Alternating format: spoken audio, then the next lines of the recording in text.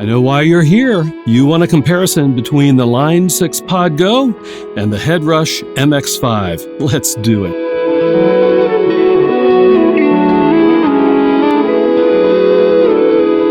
So what factors should you consider when you're trying to make a decision about which of these units to buy? Well, I think the first thing, obviously, is going to be price. The POD Go, as of the posting of this video, is $100 more than the Headrush MX5. And there is also a wireless model that's even another $100 more, so it's actually $200 more than the MX5. So there's a bit of a price difference. As you can see, there's also a bit of a size difference. The MX5 is quite a bit smaller than the POD Go. It's interesting, though, as I'm holding them, it doesn't feel like the weight difference is so much. Both units have a metal top, which is great, but both units, there we go, both units have a plastic bottom. So neither of these units are probably going to be good for like world touring and things like that in terms of durability. One of the other differences that you can see here is that the POD Go has 8 foot switches and the MX5 only has 3 foot switches. With both devices, there's assignability and different functions that are used in the patches and the capabilities of the pedals, as you would expect.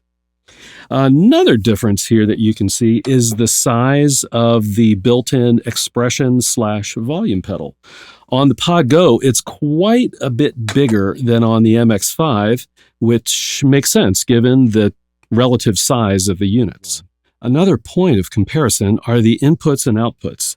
And both pedals have guitar in, as you would expect. They both have stereo outputs, which is really nice.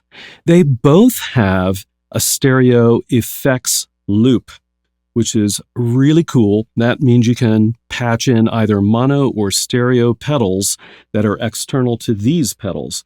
They also both have expression pedal inputs for a separate second expression pedal, in addition to the built-in one.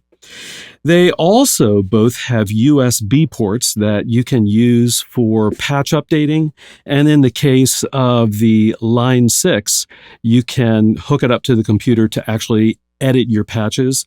And in both cases, when you're hooked up to the computer with a USB port, both devices can function as an audio interface. The next comparison factor are the LCD screens. The Headrush screen is quite a bit larger than the POD Go screen. In addition, the MX5's screen is touch sensitive. So you can just touch on the screen and move your patches and effects around and create your sounds that way. With the POD Go, it does follow in the same tradition, if you will, as the HX Stomp and the Helix series, where you have navigation buttons and knobs to be able to create your patches. But one thing that the Line 6 has that the Headrush does not is editing software. So as I mentioned a moment ago, you can hook up the POD Go to your computer and fire up a really nice big editing piece of software and create patches very quickly. The next point of comparison are the effects chains themselves that you can see on the screen. The POD Go's effects chain is a straight line set of 8 effects blocks. And you can move any of those effects blocks around to any position that you wish. There are some limitations, though. Effects blocks such as the amp and the speaker blocks can only be swapped out for other amps or other speaker blocks. In addition, the EQ block can only be swapped between different types of EQs. So in reality, you only have 5 effects blocks that are fully configurable with all of the different effects that you might like. The MX5 effects chain is the same as its big brother, the pedalboard. It consists of 11 effects blocks, and all of them are completely configurable. As a matter of fact, you can change the effects chain from a straight line to a split effects chain, which is really nice if you want to use, for example, parallel effects. You can also switch the amp and speaker blocks into dual mode. I call it dual mode, where you could set up a left and right amp and a left and right speaker cabinet. All right, let's get into some sounds. I'm not going to try to create two precisely the same patches. Let's just hear some comparative sounds from each device. First up is the POD Go. I've got a nice kind of dry, ampy sound dialed up here. Here's what it sounds like.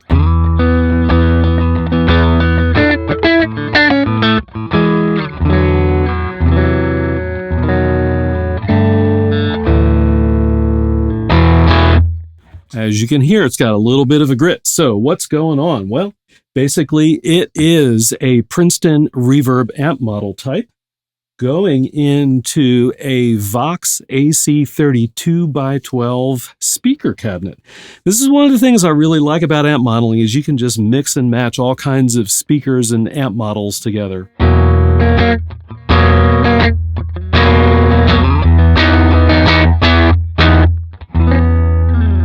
Cool. Next up is a compressor, and I put that in front of the amp and the speaker.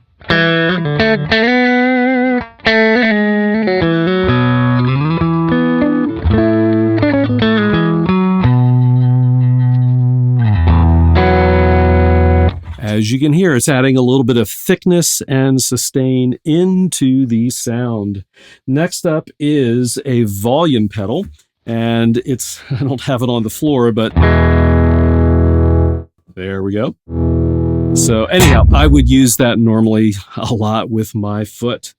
Next up is the stereo effects loop. I don't have any pedals in the effects loop, but you can imagine we can route that out to whatever we might have that is also on the floor. We've got a looper, and I'll come back to that in a minute.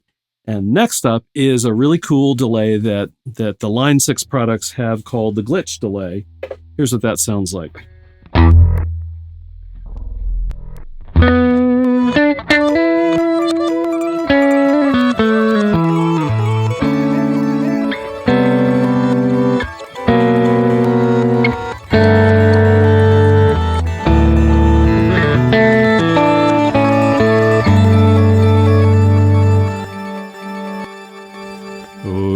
I like that a lot. It reminds me of the hologram microcosm. Next up is a dual delay, and here's what we get.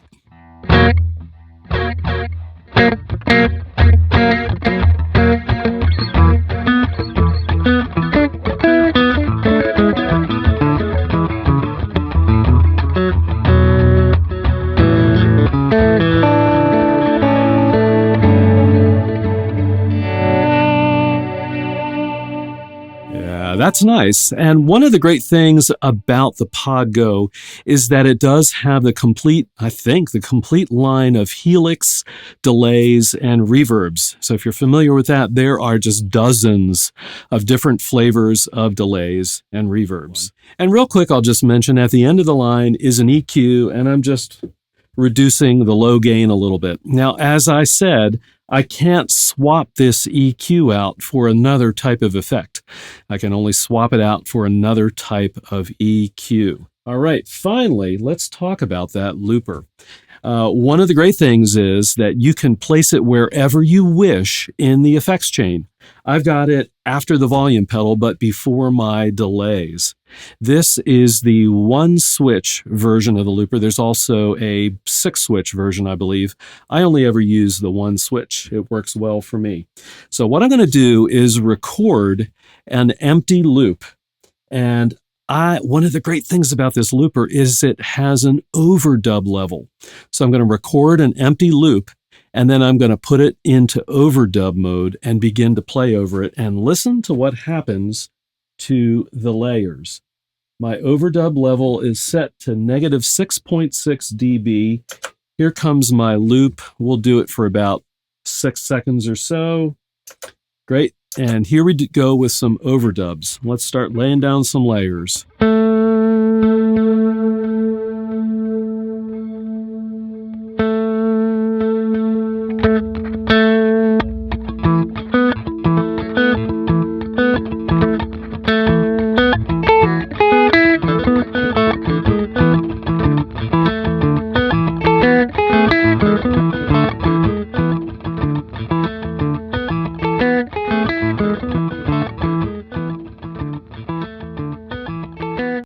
Hear how those layers are fading out? That is the goodness of that overdub level. And if I'm using something like an EBow, or maybe I've got a distortion on the front end so I can play leads, now I can play Frippertronics.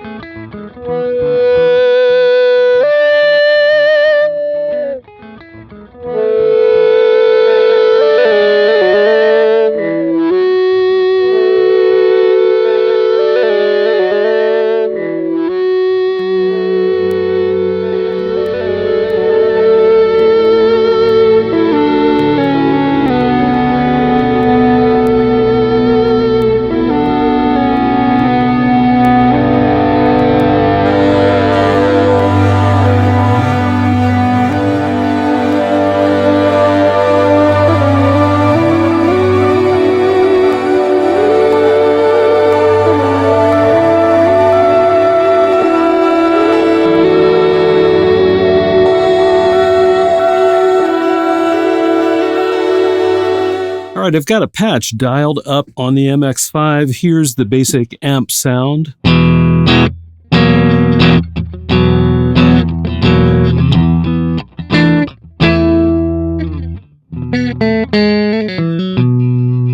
that is a Vibrolux reverb, a Fender. Now, I like Fender amp models, so that's why I'm doing this. But instead of running into a Vox cabinet like I was on the Line 6, I'm running into a Marshall 4x12 cab sim.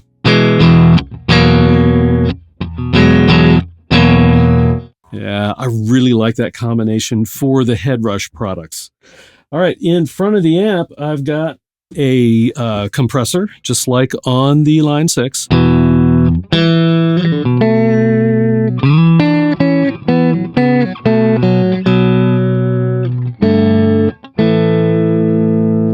Very nice. So just kind of smooths things out again. Next up, I've got a drop tune, which is kind of cool. I've got room because I've got 11 effect slots instead of 8.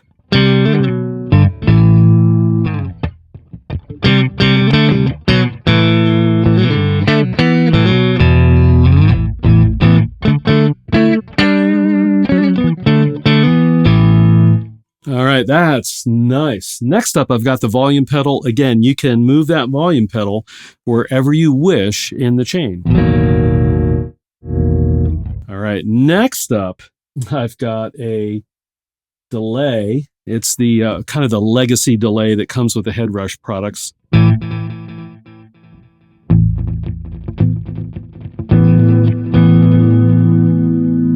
If I want to tap in another tempo, you may have noticed there's not a specific tap tempo button, but I can tap in a tempo.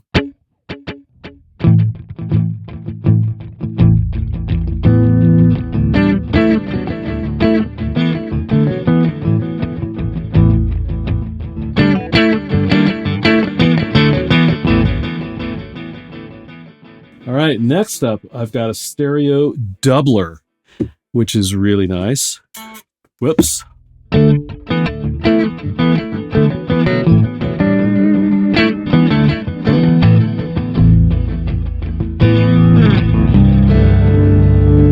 Oh, and you can hear those low octaves. Now, the MX5 does not have the glitch delay. Yeah, so I don't get the wavering octave up and octave down, but I can get a cool octave down. Actually, not an octave down, a cool, I think it's perfect fifth or perfect fourth. All right, cool. So next up is a reverb. This is called the Air Reverb, and it's a kind of a nice ambient sounding reverb.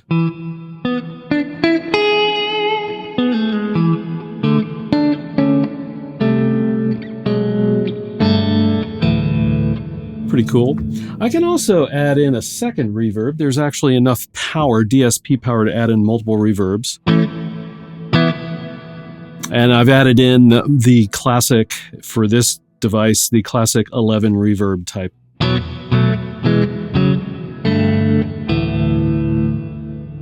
Now let's go ahead and add in another delay. after the chorus. So I'm just going to go down here to reverb and delay, and I'm going to pick the air delay. We'll do a default ping pong setting.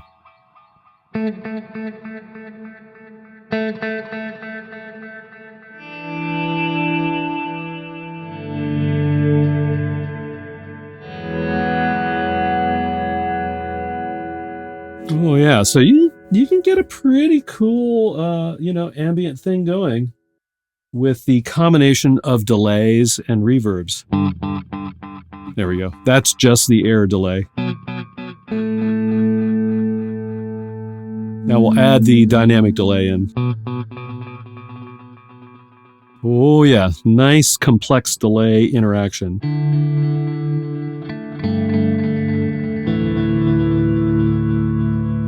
All right, let's talk about the looper on the MX5. In my view, it's not quite as flexible as the POD Go. You can only place it at the very front of the effects chain or at the very end of the effects chain instead of wherever you wish. If it's at the very front of the effects chain, if you've got an effects pedal somewhere in the middle and happen to turn that effects pedal off, your looper's going to go off too. Not very helpful. So I always run it at the end. Now it does have a feedback control, which is kind of like the overdub level, so you can fade out your layers. Let's go ahead and record a little layer here. About 5 seconds or so. This is nice. You can see how long your loops are. There we go, 6.4 seconds. And now I'm going to go ahead and put it into overdub mode. And let's hear what we get.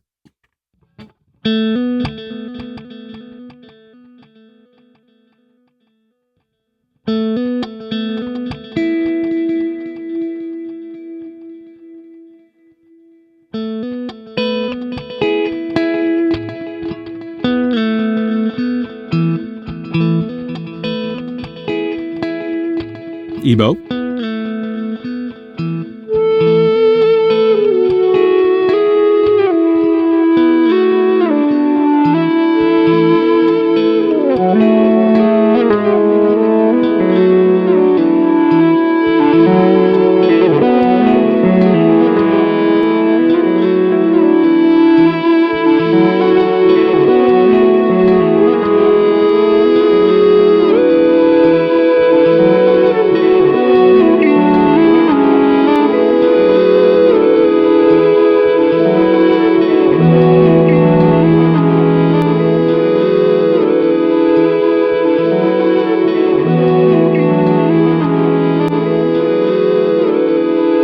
So kind of an interesting comparison, isn't it?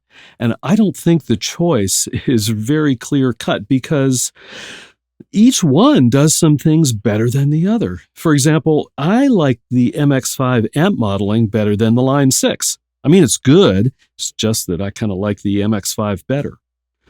On the other hand, the POD Go, oh my gosh, all the reverbs and all the delays and all the modulation. If you want a lot of effects available, this has got you covered. But on the other hand, the MX5 has 11 slots that are fully configurable with whatever you wish. You could put 5 delays in a row if you wanted to. Versus this, even though it's got a ton of effects, it only has 8 effects blocks, and they're not as configurable as the Headrush. So what to do? What to do? Well, I think it depends on how you're going to use the unit. For example, I would probably go with the Headrush if I were going to take this and incorporate it into a larger pedal board.